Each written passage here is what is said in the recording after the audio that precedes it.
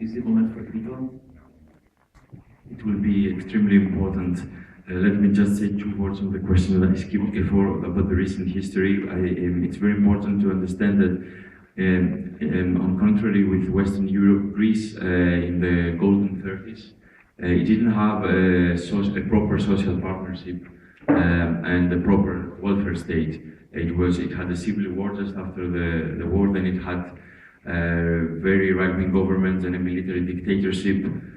So the welfare state only came on the 80s with the Social Democrats, and this was financed by credit. It was the time that the international finance had just got liberalized, and instead of creating a welfare state by taxing the rich, the Social Democrats created a state by credit.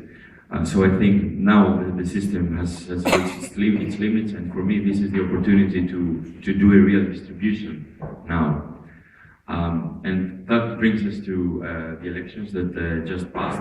And I think, as it was said before, the message was quite clear. The big majority of the Greeks rejected these austerity measures. And I can tell you that this is, in my opinion at least, this is a quite unrevocable decision. These programs have been devastating for Greek society. They don't work to pay the debt. The debt in 2020 will be 120%, which was the percentage of debt in 2009, before we started the austerity measures. And the salaries have been reduced by 30%, and the whole social structure is tearing apart. And the only reason that this whole thing is done is to pay the bankers.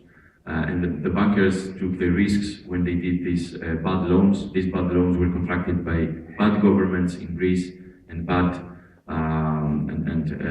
unregulated and uncontrollable bankers. So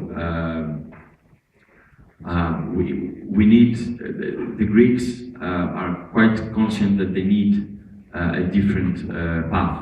It's clear that this path, they don't know exactly yet how it looks like. But Syriza, one of the pre-electoral engagements of Syriza was to cancel the loan agreements. So the promise was not to